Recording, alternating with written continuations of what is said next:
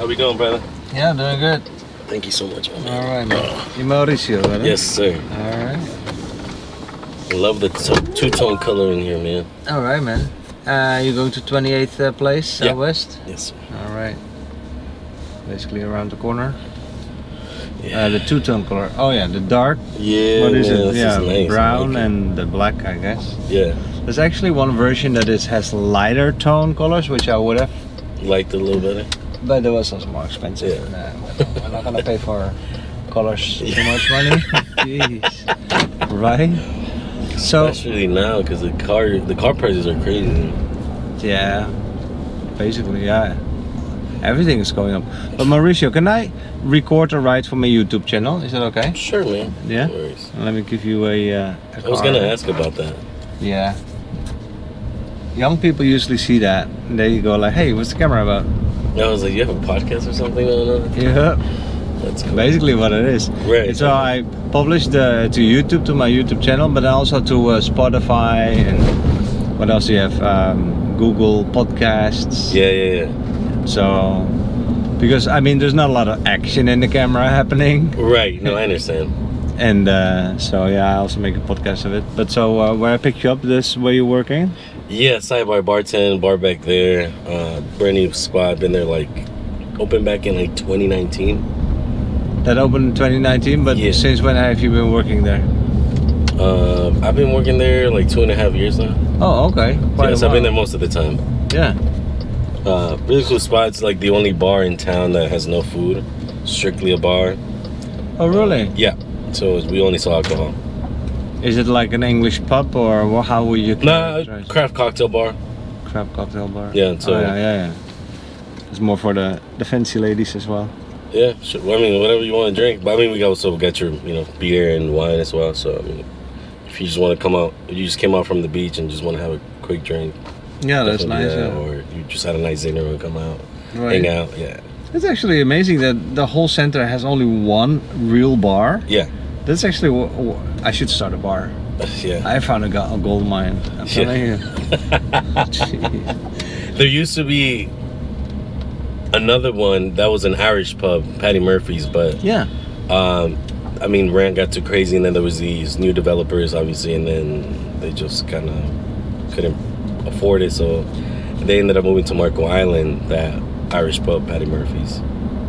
But it was phenomenal, like I said. It's what you expect from an Irish pub. Oh, but that is really what Naples could need, also an Irish pub. Yeah, man, they've been trying to get some other stuff in here, but You're not gonna start one? nah. I would just do a bar, like a cantina style bar. Come in, hang out, chill. Because a cocktail bar is really also more for fancy people. Yeah. I think. And what it needs is also just a down-to-earth nice bar. Yeah, No? a little dive-ish, a little just come and hang out, have a good time. Yeah. Yeah. Like with a lot of beer from the tap. Yeah, Oh, right. yeah, excellent. Right. You have beer from the tap as well? No, we just straight have Right. bottles and cans, yeah. Yeah, exactly. That's what. You see, that's something that Naples needs. Maybe you should think about it. I mean, you work in a business. I wouldn't know what to do. I think, you know what it is too, there's in an essence, not a competition, but what it is also there's a lot of breweries coming up now. What is that? Where they brew like all the beer, so like you can go in and have like 30 different ones on draft. Breweries. Yeah. So there's a lot of like within that radius there's like we have one which is the Riptide Brewing Company, which is like a little bit down by Red Tide Brewery Company. Riptide. Oh, Riptide. Oh, okay. I'm going, Red Tide? Jeez, I get sick from that stuff. You don't want to call a beer like that. The Red That's Tide. too funny. No, Okay, the Riptide. Riptide Brewing Company, yeah. That's one of them. There's another one over here. Ankrolab. Over there off of Bayshore, which is nice. Okay. Yeah. Hey, I'm getting a private tourist tour in this car. Yeah, I got Well, you. no, I didn't even know that those things existed here. Yeah, so that's one on Bayshore, and there's another one over there by Airport Road. What's that one called? Beach Brewery, I think. If I'm not But so that means, I mean, when I think of brewery, I think of Heineken, I think of big buildings, huge kettles, and all those things big. But so you're actually telling me that you can start a brewery And that's then beer, I suppose, always. Yeah. Strictly Small. beer. Yeah. Which is something small in an attic or in an. I mean, and probably. then you make a tastery out of it. Yeah, it's probably some. I mean, I would think you would need a space to at least have like 10 draft beers, right? Right. I would think that would be the minimum, but. But if it's a brewery, you're not selling to local pubs because there aren't that many. Right. You're trying to invite the customers directly into the brewery for a tour and tastery. And, right, 100%. Yeah. And the way they do with, like, so obviously they have beer, but like the way they do with like not having a kitchen is by having food trucks come and sell food at their establishment. Oh yeah, that's that's smart. what they do, yeah. Because one of my friends at the Ankrolab right at Bayshore, my friend, she works there. It's like an American food truck, but again, that's what they do. One of my other buddies, Addison on the Go, probably has the best fried chicken sandwich in town. That's the one I was saying, Riptide Brewing Company, over there by like Central Avenue or 10th Street. I can't remember exactly.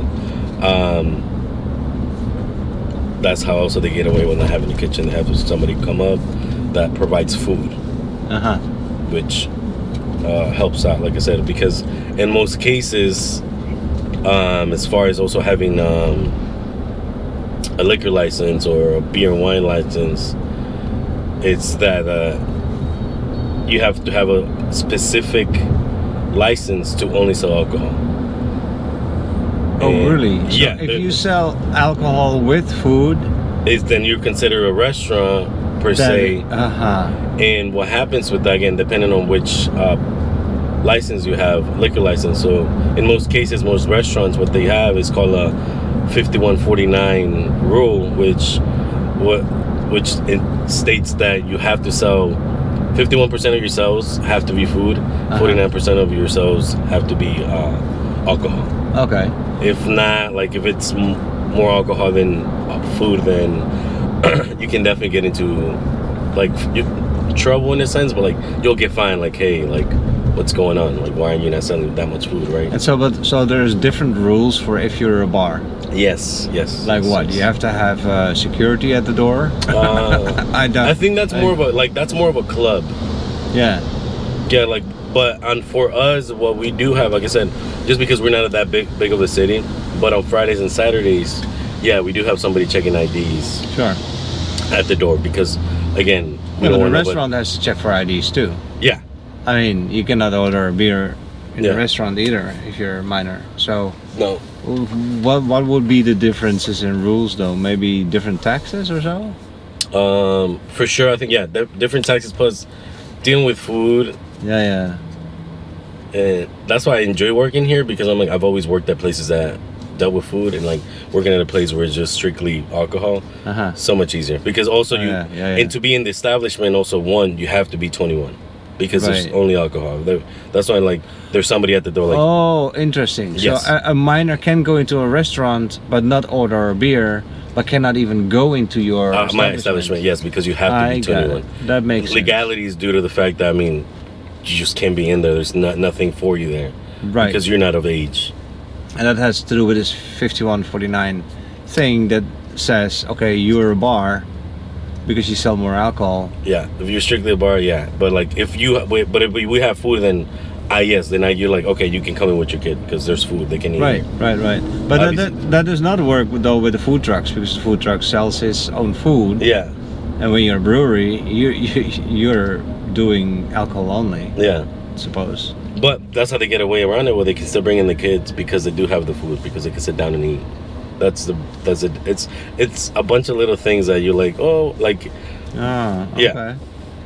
That's how they get around it. But like for us, it's like, no, we like, and also, so then there's franchises, and there's like private entities. Like we're a private entity, a sidebar. That's what the name of the bar is. So like, you can create policies that only apply to you. So like we also don't allow any animals, because we don't have outdoor seating or anything like that. We don't have an open place. Sure. Yeah. So just to try to avoid everything where like, let's say somebody's allergic to a dog or whatever animal is in that, like we're like, hey, and even if they show us like, hey, like I have my he's like a support animal, card. We're like, I understand that, but that has nothing to do like with me. It's just like what the policy of the owner wants for this place. We're like, we just don't allow any animals. And you can refuse it if it's a service animal. Yes, because it is a private entity. Now, if it was different, we're like, it's like the Cheesecake Factory, because that's a franchise now. No, they have to abide by like, no, I have my. They're like, okay, you can come in. But because we are just a private entity, like it's one of one, there's nothing, nobody else behind us. Like the policy from the owner itself is like just no dogs allowed because we don't have an open air. Huh. Yeah, it's a bunch of legality stuff and like. I'm telling you, all these rules. Yeah. I have to. I do accept pets, but if I wouldn't, then I still would be required to accept a service animal. Yeah. Right, because you work for an entity that's like. I mean, I wouldn't. Yeah, I'm self-employed. Yeah. So I make the rules in this car. Right. So why am I not allowed to refuse? Say no, right? Right. I don't work for Uber.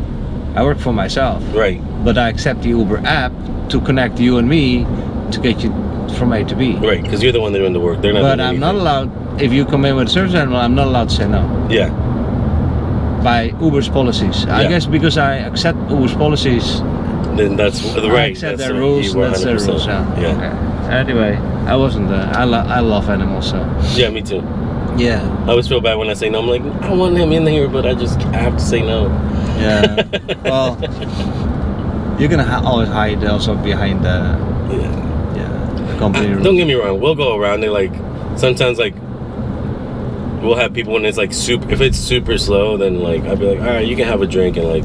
But if it was like, oh really? Yeah. You know, like we just I still try to take care of people in that aspect. But I'm like, if it was just too busy, you know, I'm sorry. Like I don't want your dog to get stepped on. I don't want him to like, I don't know, you know what I mean? Because then people want to touch him, and then like maybe you don't want them touching them. So it's like these whole things that we're trying to avoid by just saying no. But again, like sure, there's exceptions, and like where I'm saying is like if it's not that busy, you're like the only person in here.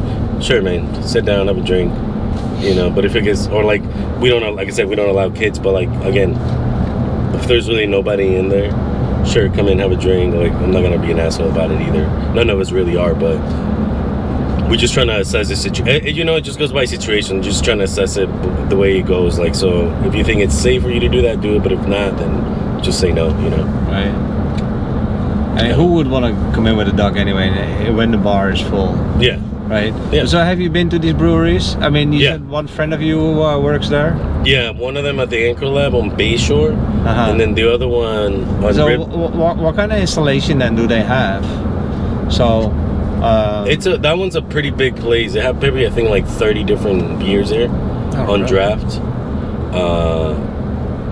Obviously, they make most of them their own. I think all of them they make their own. It's so cool. So what is this place called? Ankrolab. Ankrolab. Yeah, definitely check it out. It's really cool. I'll link to it, but I'm gonna take my dad there next time when he comes. Yeah, Ankrolab with the K. Ankrolab. Oh, okay. Off of Bayshore. Yeah, off of Bayshore. Okay. But like I said, super chill, really relaxed place. They'll have live music too. Oh yeah, nice. Yeah, that sounds like the place that my dad would like to visit, and especially tasting all the different beers. Yeah, I'm not really such a drinker, but you know, occasionally, sure. Yeah. But like when it's tasting different beers, that's interesting, right? Right, they give you a flyer. I like that. Can I try these? Yeah. No, I really enjoy that myself. Yeah. So, are you from here? Yes and no. I grew up here. I've been here 20 years, but originally I was born in Mexico. You were originally born in Mexico? Yeah, I was there, Guanajuato, which is very central Mexico, 3 hours north of Mexico City. I was there till I was 8. So in 2000. Oh, born and raised. Yeah. So I was there till I was 8. In 2003, I came to the States, and I've been here ever since. So I'm 28. I just turned 28. But and you came straight to Naples? Yeah. Well, and ever since, yeah? Yeah, my parents, my grandparents have been coming here since the late 80s. Okay. I'm sorry, no, like late 70s, early 80s. And then my parents been coming here since like the mid 90s, and then I was born 95, so then they waited till like I went to school, learned the language, and they're like, okay. Because they wanted me to be bilingual, which works to my advantage for sure. ¿Todavía hablas español? Oh, sí, claramente. Ah, sí, claramente. Sí, no hay problema. Sí, no. Okay. So, but that is because you kept talking it, because when you're 8 you stopped talking Spanish, but you kept talking Spanish probably at home or Yeah, with friends. and you know what's funny? Like, what really helped me too was like my parents they would just ask me to be like, hey, can you like translate this for me? And I'm like, and I'm talking about like immigration stuff, and I'm like, I guess. I'm like 10 years old. I'm like, sure, I'll give it my best shot. But no, I love that I can, because I know people that are same thing, came in here young, but like their Spanish is just terrible, and I'm like I was like, man, I'm like, what? They're like, I don't know, I just didn't really like my parents didn't like instill that on me. I'm like, I know, but I'm like, wouldn't it be much easier now that you spoke Spanish better and you spoke English? So they're like, yeah. I was like, but just one of those advantages. Yeah, but it does, right? Because especially, well, more so in Miami, but even here, there's so many Latino, Cubans, and Puerto Ricans, and Mexicans, also Central America. It's pretty low the ice. I think I speak like 1 out of 4 passengers. I go in Spanish. Well, maybe a little less. Maybe 1 out of 6 is Mexican or wherever, Latino. Yeah. But it's still quite a bit, and that way I can keep up my Spanish a little bit. Yeah. Because I lived 10 years in Mexico. Oh, nice. Where? So that's where, in Cuernavaca. Cuernavaca. And Morelos. Yeah. And that is that, and I try to keep that up, right? I need to keep my Spanish going, but at home it's all English. My work is in English, and so I'm always happy with the Spanish speaking passenger. Keep practicing. Yeah, no, even myself. Sometimes, like, same thing. I'm always just speaking English, and then I'm just like, I need to speak Spanish, because sometimes I forget the translation of certain words. So, are you married already? No. Are you gonna get married with a Mexican? Is that a prerequisite for you or not? No, doesn't matter. I don't. Yeah, whoever I love. I guess. Yeah. But you haven't fallen in love that deep yet that you're gonna go get married? No. Well, I have not. Maybe one day. Hopefully soon. Hopefully soon. Maybe one day. I don't know. 28, man. You're still young, and plus you can make children until you're 80, so you don't have to worry about it so much. Yeah, right. Not so the ladies. They have to. They have a deadline, so to speak. Yeah. No, I'm not in a rush of anything like that, honestly. I mean, whenever it happens, it happens. But I mean, right now I'm just enjoying being single and just doing my thing. Yeah. Plus, I work a lot. I work 6 days a week. So I mean, I don't really have like. So when you're off, where do you go? What do you do? Boating, fishing. Yeah. Relaxing. Couching. That's more. I try to do that more in the summertime because there's like less people in here, and like I can do that. Yeah, it's much more. It's easier to go around than like during the season. I'm like, it's too much people. So that's why during the season I'm like, I just work all the time, whatever. And then like come May, June, then I'm like, all right, time for me to just chill. But yeah, that's right. Like the waterways are really crowded. Like if you rent a speedboat or whatever, everything's just crowded. Everybody's just in line on the water. It's just like traffic jams on the water. It's like everybody has the same plan, so I'm like, all right, let me. Yeah, they go to the same places. Yeah, they go to the same beaches. They use the same waterways. Yep. 2,000 boats. In small little Naples. Yeah, man. Yeah, shoot. So here's, and down here it's not cheap. Dining? Anything down here is not cheap. Oh. Right? Anything. Hey, this is a millionaire's town number 2 in the United States of America. So yeah, there you go. Yeah, I mean, fucking, Port Royal. I mean, I don't know about it now, but where's Port Royal? Port Royal, it's over there. So we were on 5th Avenue. I'm not good with east or west, but when you're like on 5th, to your left-hand side, there's a community like about a mile from 5th. It's called Port Royal. And is that 3rd? Or that's the other way? But yeah, going towards 3rd, ultimately, on that part of town.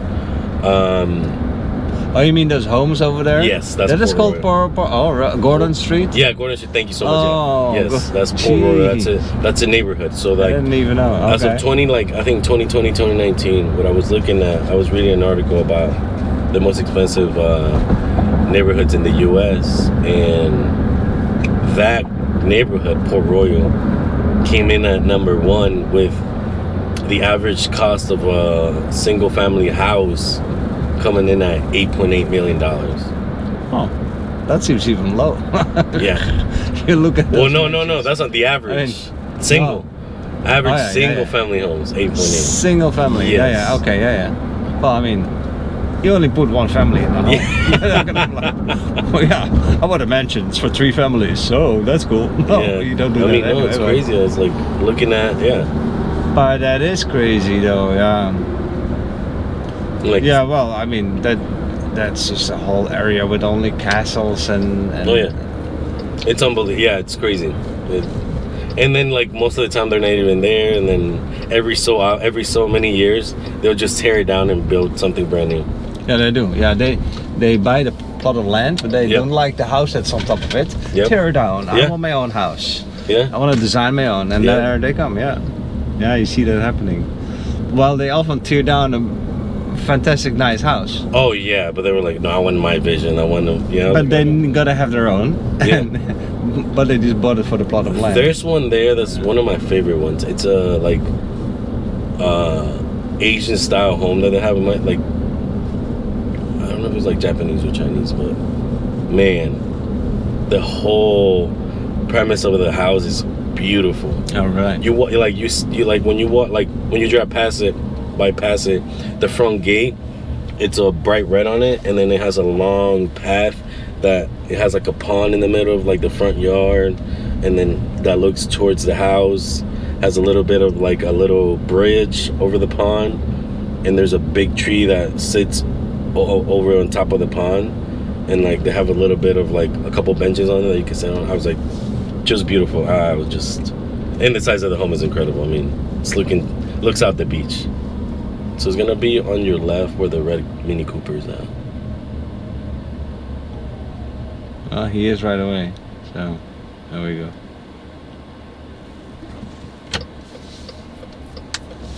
Oh, this is Golden Gate. Yeah. Welcome back home. All right, man. Nice talking to you, Mauricio. Yeah, likewise, brother. I don't got more cash, but oh, that's okay. I appreciate it. Thanks a lot. Man, thank you so much. Nice talking to you, brother. Yeah, same here.